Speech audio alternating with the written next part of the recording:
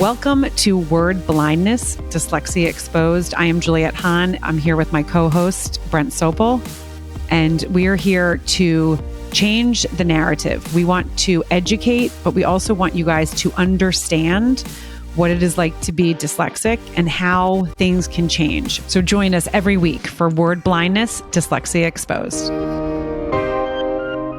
Welcome back to Word Blindness, Dyslexia Exposed. I'm here with my co-host, Brent Sopel. Hello, Brent. Good morning. And we have a really special guest. So David Greenberg is the strategic advisor for the Florida Panthers, co-founder, Greenberg Capital LLC, and also a business performance coach. And I got to meet David in person.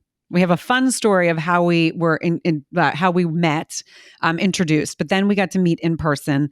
And the thing that was really fun is that there was another dyslexic. You guys know the listeners, Danny Fetty, who is my boss, but also has been on the podcast before. And one of the things that we saw really cool, David, is that you mentioned a couple times, and I mentioned the fact that there was 3 dyslexics at the table, and now again, there's 3 dyslexics. So it was a joke of three dyslexic people. Dyslexic, there we go. Walking to a bar, blah blah blah. So it's like, where's the joke? But actually, it wasn't a joke. We learned a tremendous amount of things and commonalities that, in my wildest dreams, I would never have understood. Yeah, David, I heard. I got the update. Just what you just said. The commonalities, the connection. I always talk about relatability. Now, with those other 2, obviously being women, but was there a lot of relatability at that table when you guys were together last week? Oh yeah, it almost took a little bit of my superpowers out. I'm like, oh, other people have these. It's like we were talking about. I'm empathetic and I'm this, and people come to me, and I'm like.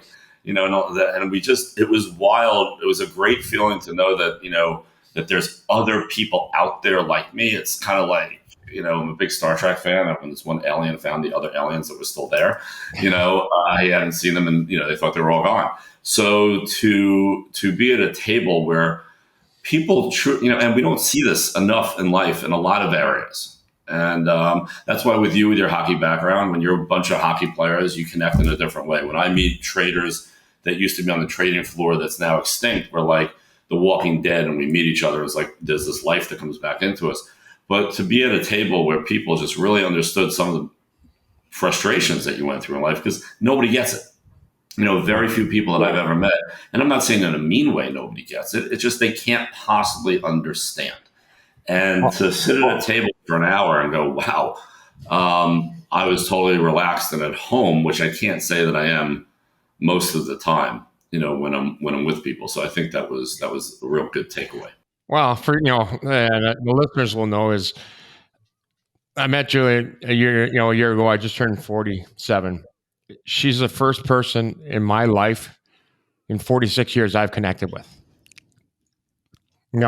With those points that you talked about is dyslexic points, the struggles, the understanding, the being misunderstood every single day. It's the hardest thing in the world. So as you being a trader, you connect on a very, I don't want to put words in your mouth, surface level of, the trading. You were talking about the bell and things that I would never understand. Juliet, we've never been in that pit, but to be able to sit at that table and the 3 of us to sit here. And you said something very key is that you could relax in a way that you've never relaxed before, which is why we do this podcast, is why we have individuals like yourself on there that, can connect and can let those shoulders down, and you're understood in this world 100%. Yeah. And people, you need that. And, it's so funny that, especially when you think that you're all alone for, you're 47 now, right? Yes. 47 going on 67. My brain's 77 from all the hockey. So I'm waiting for my handicap sticker to show up here so I can park closer, but we're good. Yeah, no, that I understand, but and I'm getting up to a certain age, which we won't discuss, but just so nice to finally, like my whole life, you just wonder, and then you meet these people in the desert type of thing, and you're like, oh, okay, you get it. And it's given me a lot of food for thought in the way that I want to handle going forward for the rest of my life. and which frustrations and which people I want to be around and which people I don't. So it was more than just three people talking at the table. I'm the type of person that really looks inward afterwards and said, what did I get out of it? And how can I become a better human being for myself and others because of it? And it was a very, very interesting thought process the past few days. Oh, can you elaborate on that for the listeners? Because you're right. I'm like, we talk about her and I all the time about that connection of how we feel. So what were some of those things that you're internalizing, after that conversation with those dyslexics? You don't have to get personal, but just that feeling. I'm an open book, so, one thing was we spoke about how we have the ability to see things differently. And this is no better or worse, so I don't want to create like a hierarchy type of concept. But, I brought up the movie, the Minority Report, when Tom Cruise is sitting there and it's like flipping these things. Yeah, this. And I've seen it in other movies, the virtual reality in front of them. And that's the way that I found that I've always looked at life, and to meet other people that can see the bigger picture, where some people are so caught up in the weeds, right? And I just think that we have this innate ability, no different with your hockey, being able to see you could see the field, with your field hockey. Okay. I mean, lacrosse. I'm sorry. Lacrosse. I did both.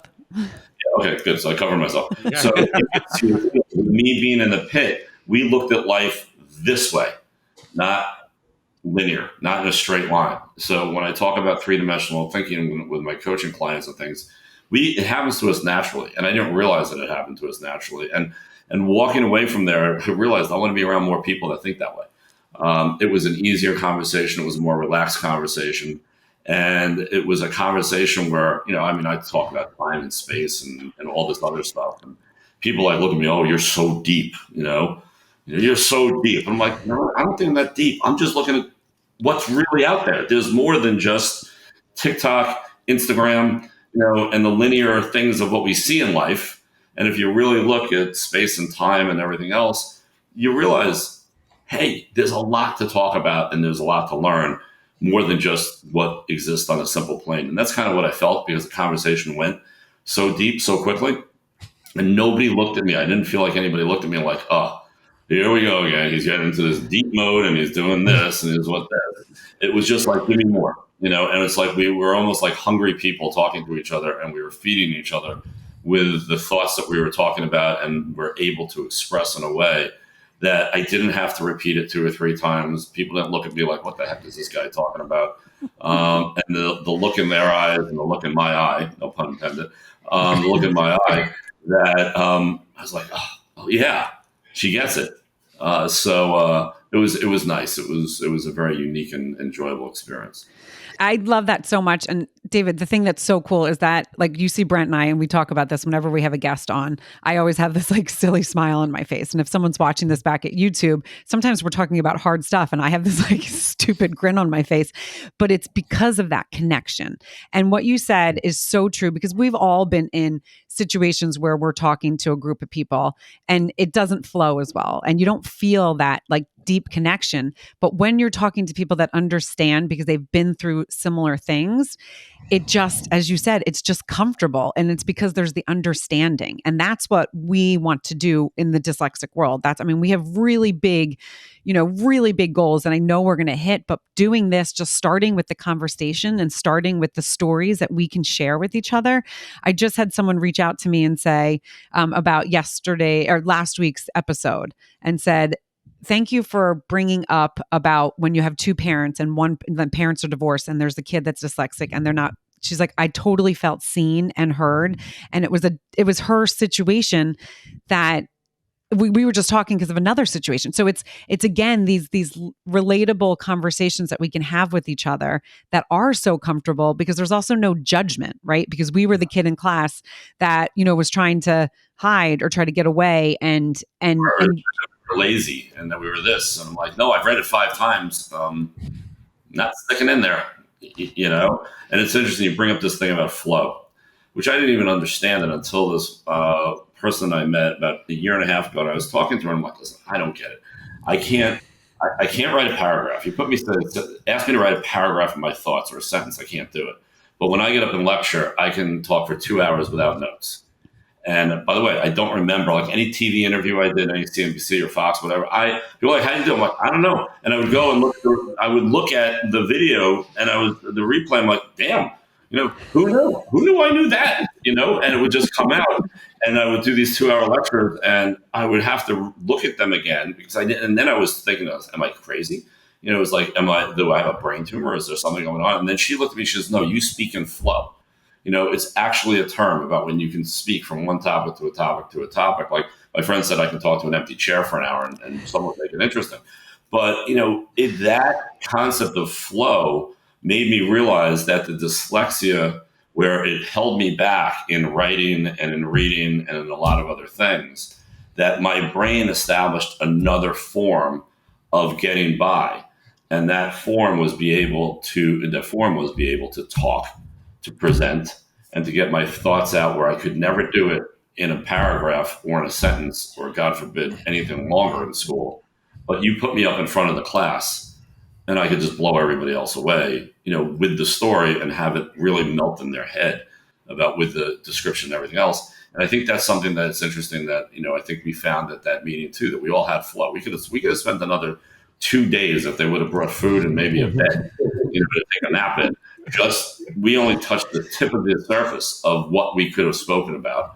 And when you have 3 people, 2 of you that knew each other so well, that could be intimidating for somebody to walk in, which it wasn't for me because I sat down and immediately, there wasn't that 2-on-1. It was we're just a bunch of people talking about something in common. And it was truly a remarkable experience. And that's me also. I can stand people like, I've done commencement speeches. I've got in front of hundreds and thousands of people. What are you going to say? I'm like, I have no idea. No clue. No. What are you going to do in this interview? No clue. What are you going to do? No clue. Yeah, we're walking into a group. I'm going to speak. She's like, what are you talking about? I'm like, once I get up there, I'll just take it. Yeah. And my way is, I'll see where they take it. Because whenever I speak, it's not about me. Like you said, it's an open book.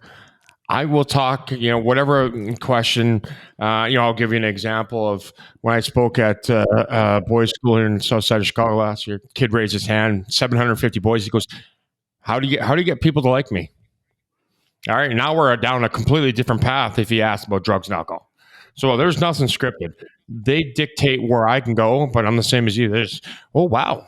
Where'd that line come from? I didn't know that. But what's really cool is and I was just talking to someone about this yesterday because I think, David, we touched on that and Brent knows that I touched on that. There's so many times where I do the same thing and someone will say, wait, can you repeat that? And I'm like, no, I actually can't because it just comes. I said, it's almost like an outer body experience.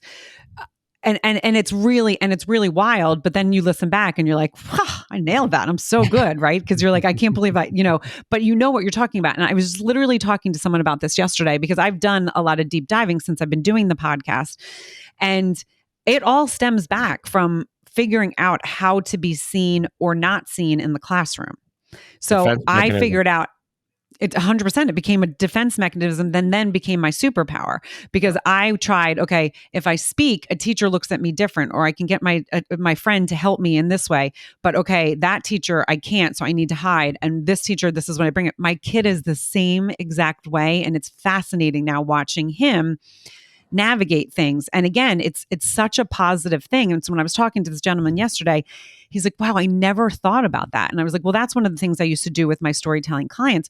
Go back to when you were young and figure out how you learned, but how you also showed up in the classroom. How did you stand out and how did you hide when you wanted to? And if you think about those different things, sometimes you could think about the skills that you learned without even realizing you learned them. And so that's where I became a master communicator because I got the good feels from adults when I talked. And then I had to do papers and stuff like that. That's when I got the shitty feels where I got, what you're not trying, focus. If you just put a little effort like you do on the field, this would be so much better. And so those kind of situations, when we go introspective and we think about those things, and not a lot of people do it. And I don't, it's not just a dyslexic ADHD thing, but I think we are very good at doing it once we start healing. Well, because we've always had to look inward and say that we might have an issue, and then we're okay with it. But I'll tell you an interesting thing about just an interesting story. So when I was going into 10th grade, I was, or 11th and 12th, 11th and 12th grade, I went to a private school up in Connecticut, and my grades weren't that good. So they gave me a psych eval beforehand. So this woman gives me a whole eval because they're like, why is your IQ here and your grades down here? And so I literally found it when I was 50 in a box somewhere when I was moving. And what she had written was, he will get by in life and excel because of his verbal skills, his being able to connect with people, and listing all the things we just listed. However, he will suffer grade wise, but you should take a chance on this guy. So meanwhile, I look her up. Okay. And I call up and I'm like, hi, is this Dr. Quinlan? I'm like, yeah. I said, what's your email? I want to send you something. And then I'm going to ask you to do something. So I send it to her and I said, I want you to Google me. Okay. And I said, you made a difference. I said, because if you didn't see this in me, wow, I would not have gotten into that program, and you nailed it. Every one of those lines about my verbalness and my ability to connect with people and the way that I handle people is going to surpass what I can do in school. And for them to give me a shot. And I said, and all that thing that you see on the internet, I go, I owe it to you. And she just hysterically broke down.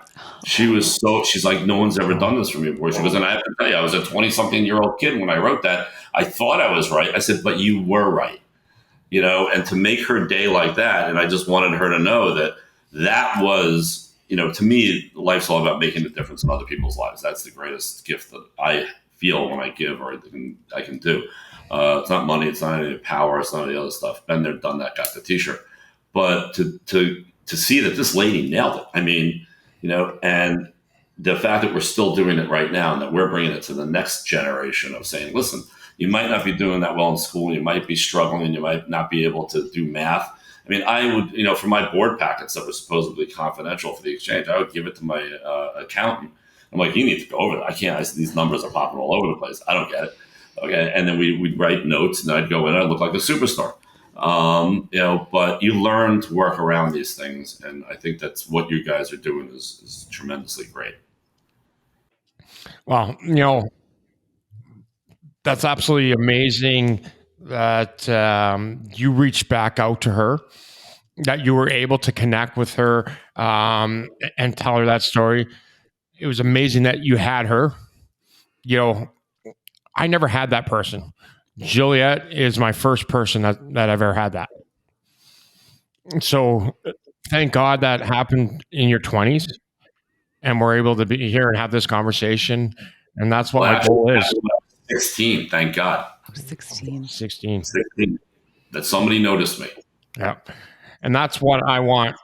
I want those words. I never want a dyslexic, dysgraphic, decalculate, an ADHD kid from here moving forward, never not to be seen. That's why a few taglines, the foundation, you're not alone.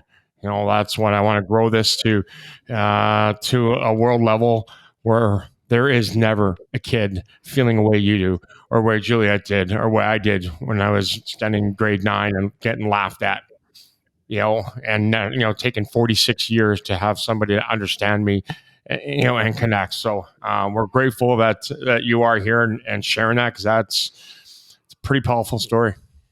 It is. And you know what? And David, I absolutely love that. And I love that but again, that's where you're empath, right? You wanted to show her, hey, you made a difference. And so many people need to do that. Go back. Montgomery he just committed. I'm not going to go into detail because we're signing the paper. But I said to him, you need to go back to a couple of the orthopeds, right? That helped you when you fractured. Like, go back and just let them know where you are, and let them know, like, go back to Southport and let them know where you are, because that means something to them. Like, hey, you made a difference in my life, and more people need to do that.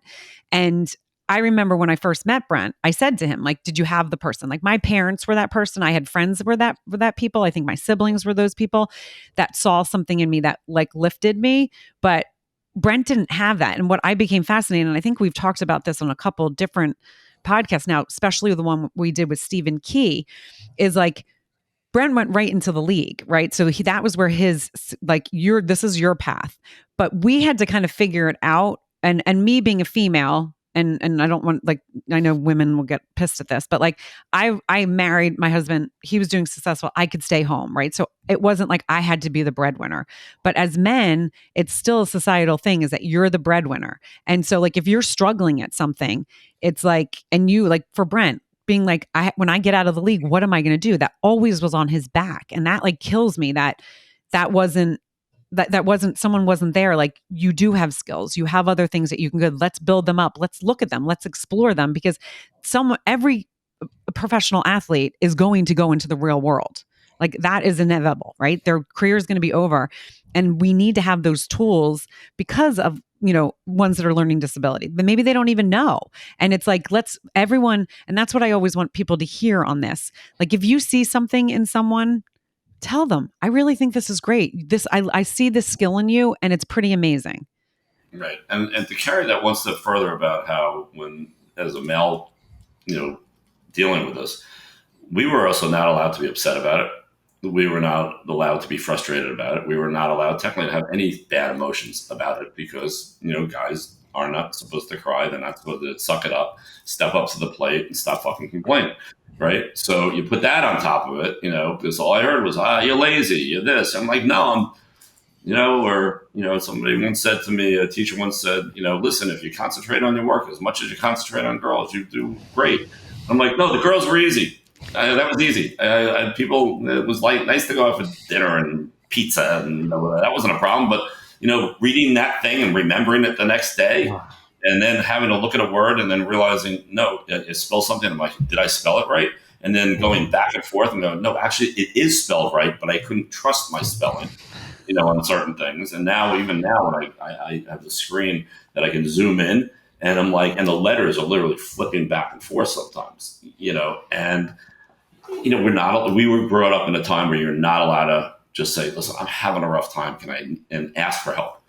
And I'm happy to see that we've progressed since then. We've progressed. We got a long ways to go. Like I said, I called the documentary here to change the world, because that's my goal.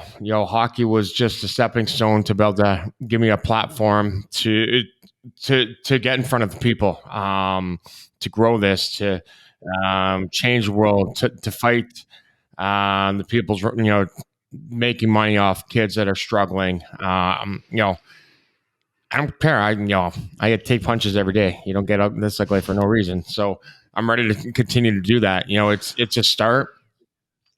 We got a long ways to go, but I'm determined to change this world before I do, leave this world. That's where we all have that one thing in common. And we kind of laugh, David, because it's like, we keep tumbleweeding dyslexics through, word blindness, but then also just from talking to others, right? And it is that relatability that is so important, and really in anything, right? When you're a new mom, it's like, okay, it's nice to have someone else that understands. If, you're a new dad, same thing. Like, my wife has gone a little crazy, but then your friend's like, oh, so is mine. Okay, I'm not alone, right? There's things happening. And it is talking about it. And that's what we're making okay to talk about it. Because as Brent said, no one wants to go through what we went through. I actually, we talked about this last week, but I reconnected with a friend from high school, and he actually said to me, I thought you were one of the smart kids. And he was dyslexic, and he didn't realize I was dyslexic. And I was like, oh my gosh. And we just had this like crazy kind of back and forth. And he's like, all you want to do is hide. You don't want anyone to know. And that is so true. And I said to him, like, I guess we didn't talk about it because I was ashamed. I didn't know that he wasn't good in school. And so it was one of these things. Like, I'm like, when I was a freshman, I had a teacher ask me if I was retarded in front of the entire class because I had to read out loud and I messed up. Like, I guess it wasn't something that I went back and said to this, this friend, yeah, my teacher called me retarded, because it's not something you want to relive. And so having that connection where we as, adults now can make a difference in these kids where it doesn't happen, where they can say, I am dyslexic, I'm struggling, and be able to have that voice because of the platform that we are creating and what Brent has done with the Brent Sopel Foundation, and continue to grow that, because that is what is important and that's what is needed. Yeah. And the way that I look at it is, it's funny. We've all been that kid in class that figured out which paragraph they're supposed to read and praying that we weren't off by the paragraph, to get ready for it, and then take that deep breath and hopefully it doesn't screw up. But, the way that I look at this is that, And I always screwed up because I always counted. So, because then they had somebody, no, you read another one, Charlie. And I'm like, no, he's only supposed to be one. That one was a short one. I'm like, and I get the long one, and then, oh, God, I remember those days. Oh my But, God, I so remember that.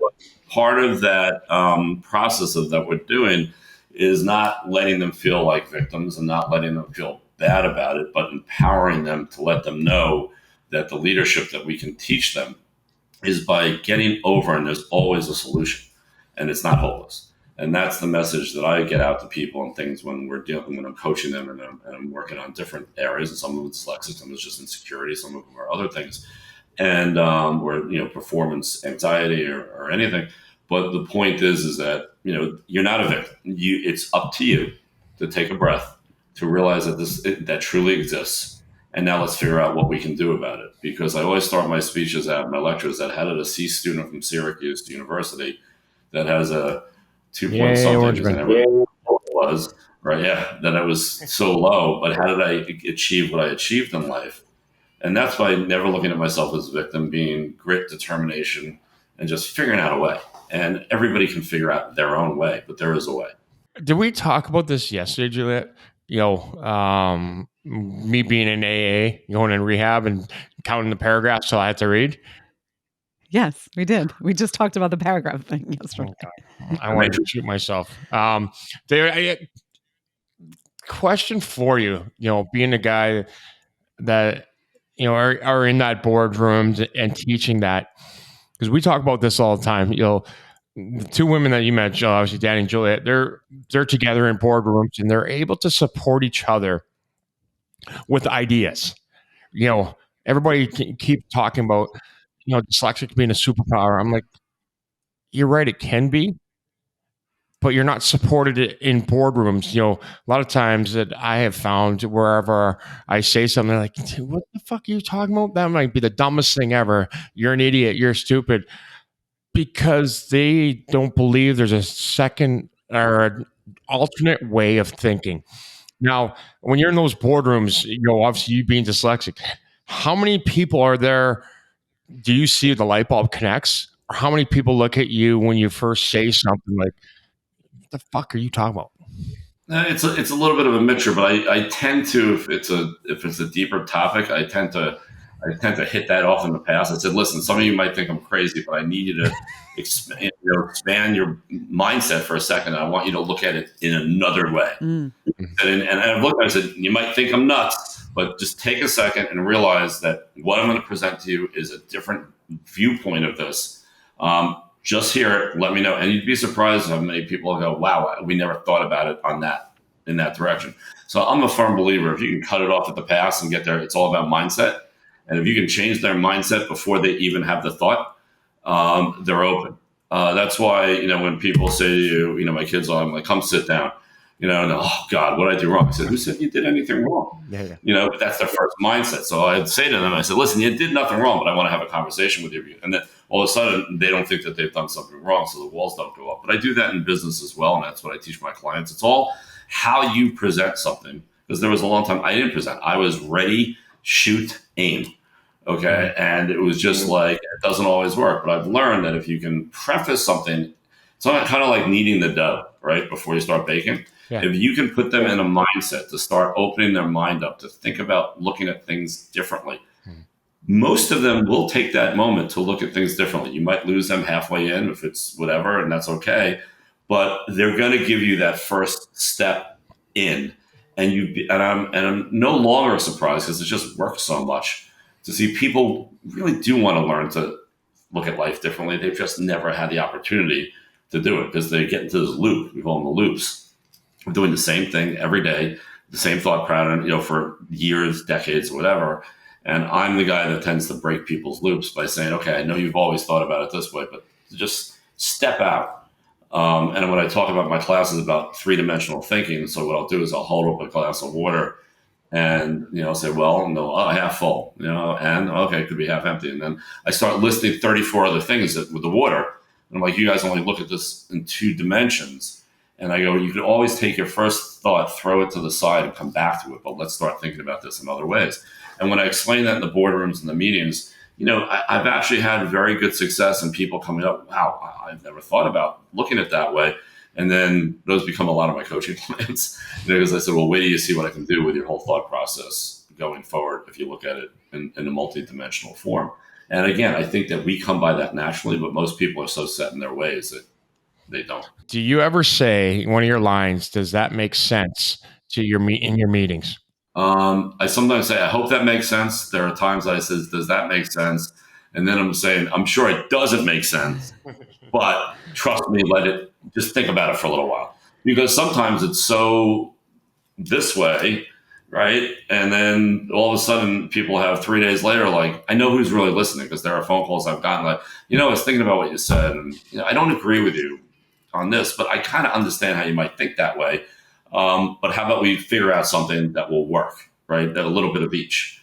One thing I think that we're all good at is actually compromise, and realizing there are very many ways to get to a solution. It's not my way or the highway, because we've had to question ourselves for our entire life. And then when you start getting used to that, the questioning is not a bad thing. It can be a good thing. First, we question ourselves in a negative way. Oh, am I doing this good? Am I writing this good? And then all of a sudden we found out that by questioning ourselves, we're keeping our mindset open, and we're open to other ideas, and we're open to bring other people into the ideas, and we're not closed-minded. And, as I always say, when there's thought and when there's life, there's endless possibilities.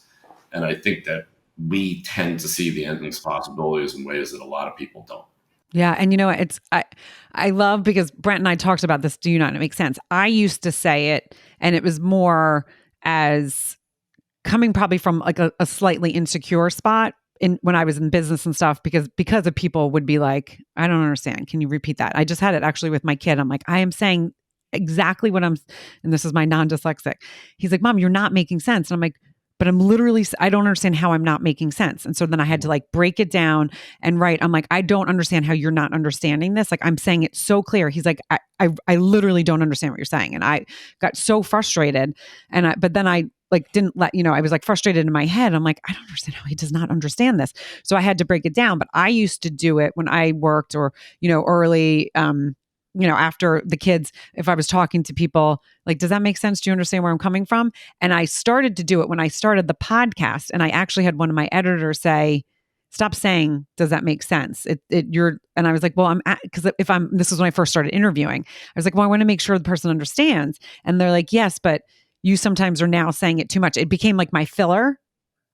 And so I was able to take it out. But when Brent does it, and I was saying to him, he does it a lot when he's coaching, because he wants to make sure the kids. Well, no, it's a difference between, does that make sense, or do you understand that?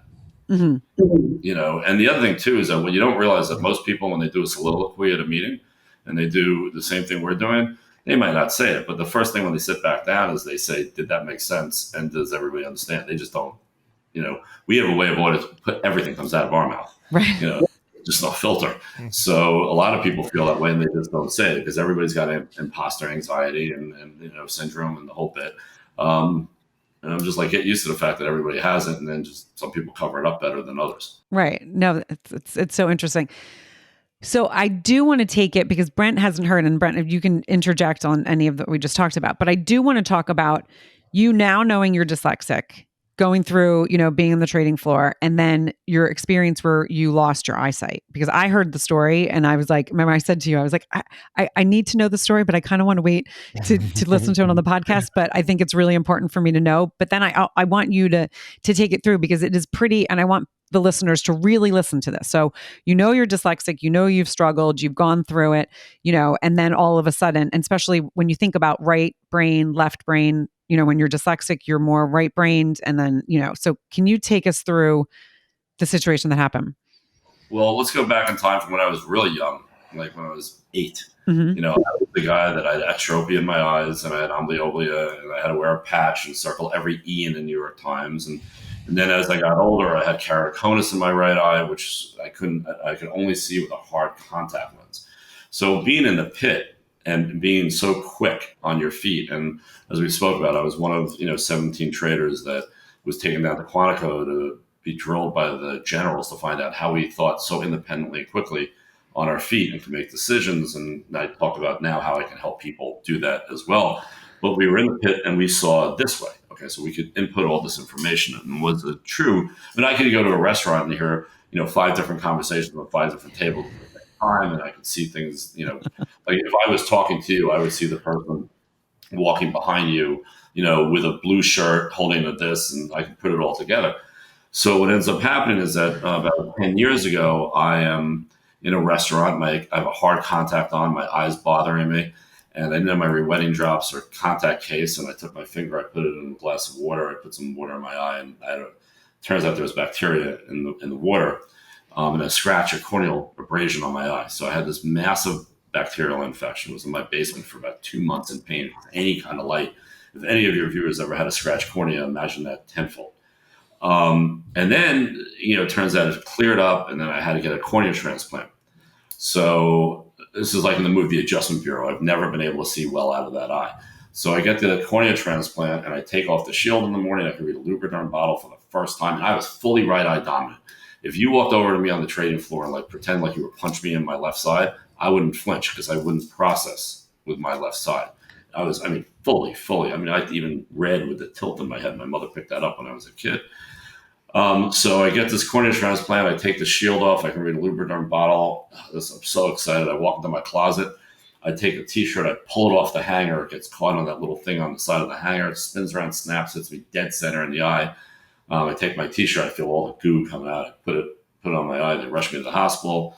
They find the cornea underneath my eye. They find the lens in my bathroom. And over 8 years, I hit a nerve. I was in bed for about 8 years on and off for months at a time because the pain from the nerves and the headaches were so bad. But also what I noticed is that when the eyes were fighting, the eyes started fighting each other because this was so blurry. And then it was going blind. This and the left eye was trying to take over. So it was going back and forth, back and forth. So finally, I got to the point where, and I used to wear a patch. I got to the point where I had said to my wife at the time, and my ex-wife, I said, we lived in this place in Florida. It was a gated community with a little store outside and a couple of stores outside the thing. And that I was going to be the Truman of Woodfield. I was never going to leave again because I couldn't take the input, even of lines on the street coming at me. And I had to move from New York to Florida because I couldn't take people coming at me. From being so good at processing to then not be able to process was just something I couldn't handle. So I had just given up, and I was just done, and I was going to just be as I said, the Truman of that little area, never leave, stay on my golf cart, and call it a day. And then Fox News calls me up. I did a lot of interviews for Fox, CNBC, CNN, and all this for oil. And they're like, we need you for an interview. I'm like, I'm not doing interviews anymore. I was just beaten. I was 70 pounds heavier than I am now. I'm not doing it. They said, we just need you. We're sending a car. They send me a car. A friend of mine says to me, I got my suit guy in. You need to come get a suit. I'm like, I'm not getting a suit. Don't need a suit. Finally, he calls me up after the interview. You have to show up. I need somebody to come. I go, where are you? He was a block away. So I'm like, okay, I'll come. I sit down, and all of a sudden this guy walks in, Dr. Dan, for the Panthers eye doctor, Florida Panthers. And Charlie says, tell Dan your story. So I tell him my story. He says, so wait a minute, you've done no neuroplasticity training of your brain since you lost your dominant sighted eye? I'm like, what's neuroplasticity? So he had me, we had this whole long talk. He brought me to his office. I started training through all these new computer systems and a thing called a neuro tracker, which is balls flying around and retrained the left side of my brain. And because of that one meeting is why I'm back out. I'm back out at all the games. I'm back out in public. I'm back out, doing everything. Back. And I lost 75 pounds actually. And it's always nice when your ex-wife bumps into you looking like this. You didn't stick by me. That's what happens. So, but it really made me realize that the dyslexia got much worse because now I have a Dell computer that I'm talking to you on. That's a big screen, but I can zoom in and move it, whatever. And now there are times that even with my reading glasses, I have to zoom in to the letter because the letters are flickering back and forth. Okay, that I before the O is the O before the I, and so it's just the dyslexia, now supercharged. And then also, every once in a while we talk about sometimes the brain just goes on such overload. I need a couple days off from stimulation. But yeah, so it was quite a journey. But again, it shows you that I had a problem. I found a solution. I worked my ass off to it, and I didn't let it stop me. And that's kind of been the feeling of my life. I was a drummer. I couldn't read the sheet music. right? Because the things were all over the place. Charles Perry, who's Buddy Rich's arch rival, he told my mother, "This kid will never be a drummer." So what do? I said, "Well, screw you." And I taught myself, and I became lead drummer in jazz band in high school. They said, "Oh, you'll never be on the board of the exchange." What do? I end up being one of the youngest members on the board. Tell me I'm not going to be able to do something, but that all comes from this being dyslexic and not letting that beat me and finding ways around it. And in our world, what we need to make sure that we teach people is that nothing is hopeless. It's a bitch. It can be a pain in the butt. It can be frustrating. But if you take a breath and you figure out a plan and try, okay, this plan didn't work, and okay, let's try this plan. And that plan might not work. Let's try this way. Maybe you need to, listen to books on audio like I do. Maybe you just make sure that you never write anything again. And by the way, even voice to text screws me up because I can't tell if it's wrong. But luckily now with some of the new technology and software out there, that we're in an age that some of these people will never have to deal with the frustrations that we felt, but they need to embrace it and say, okay, this can help me and not be embarrassed by it. I do a lot of voice to texting, not as much as I should, because my daughter, who's a lawyer, says to me, "Dad, just promise me something. Whenever you send out an important text or whenever you send out an important email, please send it to me so I can proofread it, because you're not even close on some of this stuff with letters and everything else." And I had my good friend Bobby say to me, "I've known you for 40 years and I know you because I can decipher your text." He goes, I look at it and I'm like, okay, I got it now. So those were all things. And it was all, again, my eye journey was all part of the dyslexic journey and all part of the, as dyslexics, I think we're very strong people, because those of us that were able to get through it and get by it have a lot of things that we can teach the people that are frustrated now and say that, listen, we've done it. Brent, you were a major, hockey player. Look at your career. Julia, look what you did with not only lacrosse and your field hockey, but what you're doing with your life and your kids and your podcast and your business with marketing. So we're living proof that, hey, listen, it can be done. And to me, when there's hope and there's a possibility of a good future, it can raise people's spirits and know that you'll get there. But it takes a lot of work and a lot of understanding. And it's the grit. That's one of the things it was one of my favorite questions when I ask on Your Next Stop, my first podcast. I always ask when someone has a story, I'm like, what gave you that grit? And it's always fascinating to me, because that when someone's got a lot of grit, they had a lot of struggles. Well, and then sometimes that's the thing that you think, like, I know raising 3 kids, my 2, I'm like, my oldest struggled the most, but then sometimes I would say, like, when they were younger, I would say to my husband, we need to like cause some stuff. They need to get some more grit, because I know that it's like, you need to have those challenges. But then again, you don't want people to suffer with the self-esteem, because it all comes back to the self-esteem. If you can have the self-esteem and still have the grit, that's when superpowers come, right? You have that grit and that self-esteem. But what I teach a lot of people is that to get the self-esteem, you need to get through the grit. The bottom line is that, my term that I talk about now, the crystal generation, that so many parents are creating this crystal generation. They look great, but they break easy because they've never had to do grit. They've never had to get through struggles.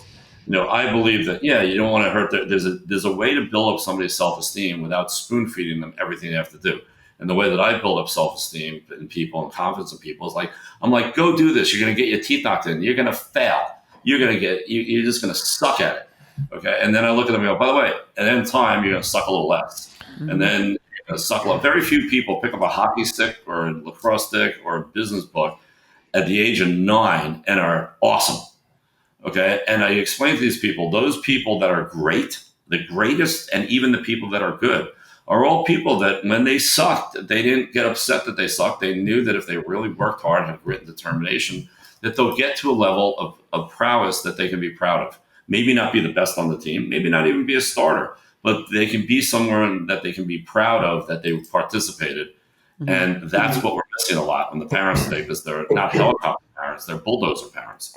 They take away everything that the kid has because they don't want it. So that's another thing for your other podcast. But, trust me when I tell you that what we've done with having those issues, we can speak on that in an expertise way, because we're living proof that, listen, we had to go through a lot of crap And not only that, a lot back then, people really made fun of you, and teachers were brutal on you. If a teacher called you lazy now, or retarded now, okay, They would be out. right. I mean, what the teacher said to me, Mrs. White, I'm still not over it. It's like, you were a roamer. All you did was roam around. I'm like, no, I was kind of trying to escape from you calling me on something, and something like that. I was trying to, as you said, I was trying to hide. I never realized that until now, but yeah, I was trying to hide. How is, let me ask you, because we talk about this all the time. Juliet always says ornate confidence. You're right with the grit and determination. We got to go through shit to get to the other side to be the best we can be. But what kind of support did you have from your mom? And for myself was, I didn't, in the terms of dyslexia. I didn't find out till I was 32. So I just thought I was dumb and stupid, and I still wake up every day, thinking I'm stupid to this date. So Juliet's mom was a teacher. Dyslexia was a common theme in their house. It was talked about, so it was okay. So I always talk about, is that extra support, build up in there of internal support from, family members, making dyslexia okay. Dyslexia okay wasn't okay in my house because it wasn't a word. When my daughter got diagnosed, then we made it okay. So did you have that? How kind of support did you have from your mom, supporting you, pushing you to find that self-esteem in different ways? It has nothing to do with my parents. It had to do with my generation. They didn't even know really what it was. They didn't really understand what it was. To them, you were just, you had some learning disabilities, you had this, that, or whatever. Okay, you had dyslexia, so, they were always a little frustrated, that they said, as I said, my IQ, I tested off the charts, but yet I was only getting these grades. And it was a different time. So, I have my self-confidence because, my mother was great. My father, I learned that, no matter what you deal with, you can fix it. Right. And I teach at my class. I have a whole class on screwing up, and getting yourself. Because I tell the kids, what are you going to do more than you ever even think you're going to do? Oh, I'm going to get married. I'm like, no, you're going to screw up more than you ever knew. It's not about the screw up. It's about how you handle it. But it's like, think about it. You're on the hockey, you're on the ice or you're on the field and you miss the thing. You get nuts or just roll your shoulder and come back and get the puck or the ball and take the shot. You miss the shot. Who gives a crap, right? You take another one. But I think it was a time that it was so, because, Juliet is so young, right? I'm so much older than her. When I went to school, the dinosaurs, would just get out. I think are you 53 or 54? I'm going to be 60 in 2 months. Oh, holy shit. Okay, well, you look great. Oh, that was rude. Okay. Holy shitting him on his age. Oh, that was rude. Huh? Oh, my God. If we did that to you, you'd be going through the screen at us. For a guy, it's the biggest compliment. So thank you. I appreciate that. It means I've worked hard. So Brent's he's the baby on this. Oh, well. Let's talk about bodies. Let's talk about brains. Where we all. But the thing is, with we still have a big enough age gap that, well, if we were both single, we could date because it's okay now. But we have a big enough age gap that the parents of my generation, they just didn't know. It wasn't that they were doing anything malicious. It's like, okay, you have dyslexic. They didn't have a plan. It's not like they said, you have dyslexia, we can get you into X, Y, Z. It was like, okay, you have some learning disabilities. You need to work harder. You need to spend more time. And what nobody understood is that you could work as hard as you want and have as much time as you want. Or the old thing, just look it up in the dictionary. I'm like, I can't look it up in the dictionary because my vowels and things are not even close. And I literally would go to every page, okay, and go like this. I'm like, it's got to be here somewhere, okay. And since as a dyslexic person, I didn't read, I memorized words. So if you don't read and you can't pronounce, I speak more phonetically and spell phonetically, which I thought should have been a whole different dictionary and allowed to use. I would literally write words out phonetic, and my teachers would yell at me. That's not how it's spelled. I'm like, well, that's how it's spelled to me. So it wasn't a parents issue. It was a time and life issue. I love how you put that, because it is, because we do talk about, I was born a fighter. I had the cord wrapped around my neck, and my mom would always say at times, I don't think you should be this confident. What is happening with this kid? kind of, but I was also a fighter. So if the teacher told me, no, you can't do it, I was like, fuck you, I'm going to do it. And our town was kind of not that way. So I was just like this spunky kid that was like, I'm just going to figure it out. Guidance counselors, you're never going to college, stop this game. You don't work hard enough. And constantly you're too social, you're too focused on the boys. You don't work hard enough. You're distracted. I mean, it was always, always that narrative that I would get from every freaking teacher all the time. And so it kind of just made me, when we talked to Dr. Tim Odegaard, he was saying that he went to become a doctor. I was like, he's a dyslexic. He became a doctor because he had a chip on his shoulder. He's like, that's basically why I did it. I think part of mine was when someone said, no, you can't, I was like, I'm going to figure this out. Fuck you. Yeah. But I do think it was because it could have been generation. I think I was born that way, but then I also did have a lot I was a lot like my dad. My mom is very, very different. So she kind of got a kick out of me. And so she would kind of always I know she'd be like, well, no, you can't do that. But then I knew she was kind of giggling. Like, I'm just going to let her go because she's going to do something. My father was, it was great. And he's like, there's just no excuses. And my father was like, there's just no excuse not to do something. And I saw a guy that, did, and he was brilliant. He was definitely not dyslexic because he graduated 3 years early from college. But he was in all these multiple different jobs and he was having a hard time. And he found the one job by going to a restroom and meeting somebody that was speaking to him. And they're, well, why don't you come see commodities? But he taught me that, one, I talk about my time life moments, but two, he's like, he never gave up. I mean, he was just in one job after another. He was a stockbroker. He worked for his father. He was a liquidator. He was selling motorcycle helmets. He was, and then he taught me that no matter what, you just keep pushing forward. And, you can brush yourself off and take a couple of days to, beat the shit out of yourself. But, at the end of the day, it's all on you. And I was never allowed to be a victim. And I think that while it might have felt frustrating when I was a kid, like, why won't you listen? That I thank God every day when I see myself now, especially with the headaches that I still have. And I'm, as I said, we talked about, I'm in 9/11. I was in 9/11 and I was secretly down there for 3 months with the exchange, building, we were the only building open down there, but I have, health issues. I have body pain, my bone pain and everything. And each day, the first step I take when I get out hurts and the last step I take hurts. And nothing stops me. And I think that's really a message that people in today's world, that the minute they get offended or somebody looks at them the wrong way, they jump, oh my, like, no, and that's what I'm working with a lot of coaching clients, with getting them up to the level of the pure grit and determination that you need to be successful in life. Yeah. And I just, well, Brent, I mean, totally. But I think one of the things, because I do find it fascinating. I mean, David, that was brilliant. But I think because of Brent's being a professional athlete, it actually hurt him in a different way, because it was like, this is what you're going to be. We already know this. So no one saw anything else in him.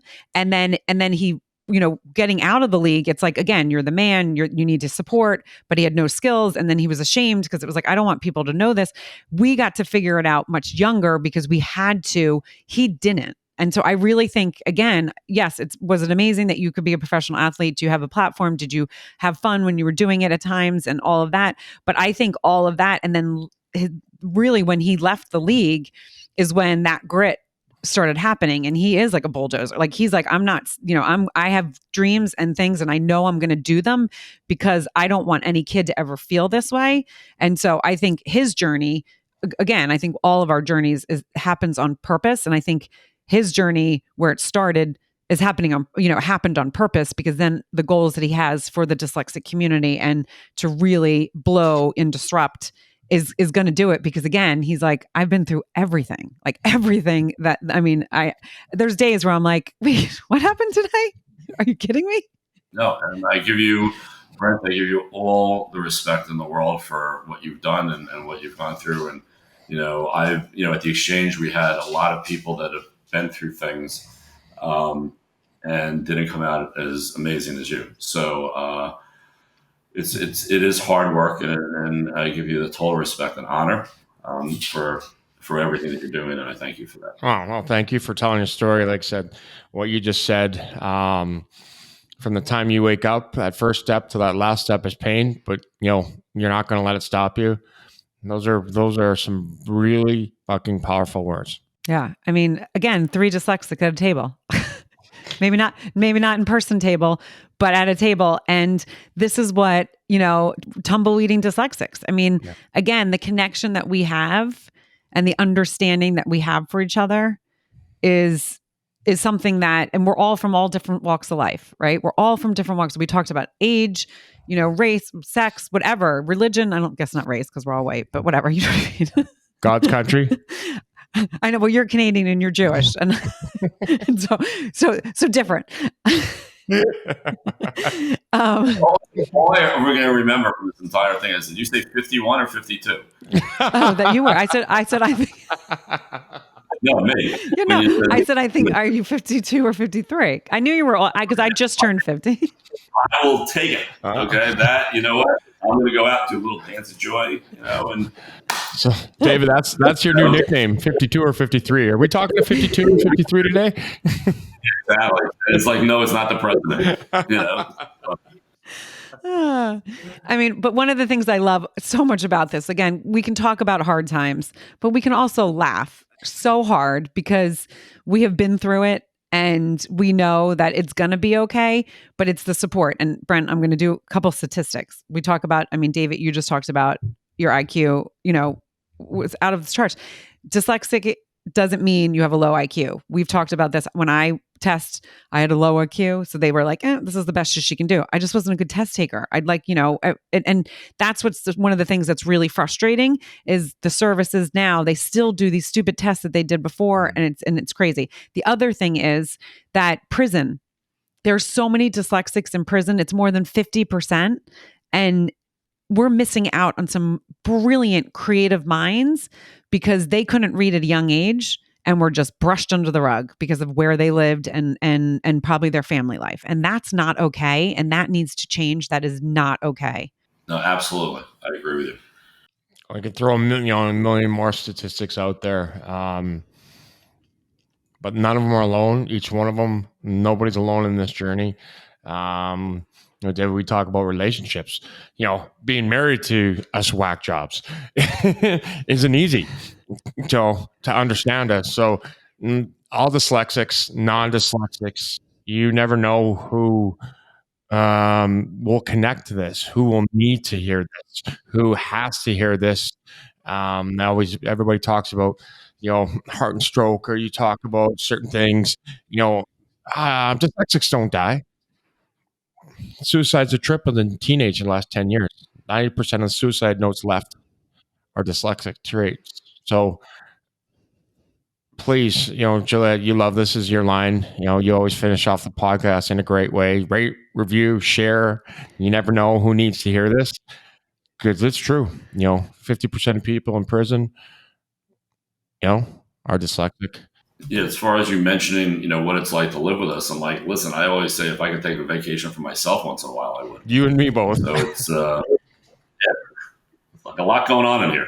Because I think also with the dyslexic group, we have a tremendous rotating thought process that sometimes just you can't put to sleep, and it's just like I always tell people, one of the reasons why I stay so busy is because when I'm not, it's a rough place to be in here all the time. It's exhausting. And I think that's part of the fact that our minds, especially mine now with the one eye, but our minds as dyslexics had to work on overdrive all the time just to comprehend and keep up with the people that had a linear thought process and didn't have to reach it. Because as a dyslexic, your brain is literally figuring out everything twice. Mm-hmm. It doesn't trust its first thing that you see. And what I learned from Dr. Dan is that everything, not only, it's not the nose, it's not the ears, everything starts with your intake in your sight into your brain, and then it processes it. If you look at a piece of meat or something, everybody thinks you smell it and then taste it, but your eyes have already seen it before you smell it. And it's already sending brainwave patterns to your nose and your mouth, and they're doing more and more research on this. So when you look at things and things are this way or not exactly what we thought, the brain is a constant correction. And we know that. And I think that's part of the reason why, we're frankly so tired a lot and so exhausted. But at the same time, we can work at such a high level so quickly. Yeah, I mean, and one of the things that you said, and I think, ADHD, because someone might say, well, that's more ADHD, but I kind of sometimes put them all together, is I literally can do that. Like if I'm at a restaurant, sometimes if it's too much stimulation, I'm like, oh my God, I just heard 15 tables and I saw all these things in college. That was one of the things that at the big auditorium that I really struggled with, because I was like, the professor's up here, I can see all these different things happening, and I'm intaking them, and I'm like, okay, that's how many red shirts were there, that's the cute guys that were there, that's a person tapping on the table, that's the clock, I can hear the clock ticking. And so learning to do that, as I feel like we get older, sometimes we do get better at being able to like not process as much. But it's also, if you're not, like as you said, New York City, like whenever I go there, I get so excited because it's like this energy. But I know others that are dyslexic that it's too much for them. They're like, oh, I don't know how you do that. But Vegas is like that for me. Vegas, when I get to Vegas, and I'm going there next week, but I know I have to take a breath because it's so overstimulating that you are so tired at the end because your brain doesn't shut off. Try it with one eye, but Right. But the other thing that you also need to think about is that we've mentioned ADHD and blah blah blah, a few times. Those were just invented, those names, in the X amount of years. There might be a different name or a different category for what we're talking about that the data hasn't even put into a category yet. Mm-hmm. So where, people say, well, you're ADHD. I'm like, no, you might not be, but you might have a whole bunch of other stuff. But we tend to put these silos. So what I look at it is that I've kind of like kicked out the silos, because, they talk about young kids being ADHD, and no, they're just active. And by the way, if they were in sports and they got tired by the end of the day, instead of being on their phones all day, they would probably be able to do better in school because they're just bored with the school system. And the school system's not the right place for them. And they're not acting out. They're just like, what the hell am I doing here? And put me on the field, And 100%. So, a lot of kids that are over medicated for the absolutely the wrong reasons. And then some kids that really do need it, right? Because it is there. But I think that, we're going to find that now with AI on so many different levels that they're going to be able to, no different what they do at Sloan. They put your, with Watson, the computer from IBM that was doing this a long time ago, that you can literally say this symptom, this symptom, this symptom, and this, and they can put in 20 different things and push a button, and the AI will take everything from every patient all around the world and spit out, okay, this could be a possibility faster than any doctor could ever put all the things together. So I think we're going to see something in the next 10 years with not just medicine, but with also mental awareness, mental health, learning disabilities, autism, on all these different things, because of the new age that we're in, that we're exponentially finding out more information, more technology by the minute. Not so good in certain areas, but as a Star Trek fan, we hope that we're going to take this technology and use it for good and not for TikTok videos of people dancing. So we can only hope. Thank you for taking the time, David. Obviously, we got more to do together. We've got bigger purpose to do together, and connect on. Get the 3 dyslexics or maybe 4 dyslexics around the table again to continue this conversation. But your story, your journey, what you're doing now is remarkable, and thank you for sharing. But like I said, looking forward to continuing these conversations and getting together and grouping together, do some amazing things in this world. Well, thank you for having me on. It was an honor. Maybe the new podcast one day will be 3 dyslexics get around a table. But I have to tell you something. This is inspiring, and I think what you guys are doing is great. And thank you for making my day. Thank you. And guys, and David and Brent, always. But it's important. And as Brent said, I say it all the time, like, rate, review, and share. You don't know who needs to hear this story. You don't know what neighbor, what friend is like, wait a second, you know what?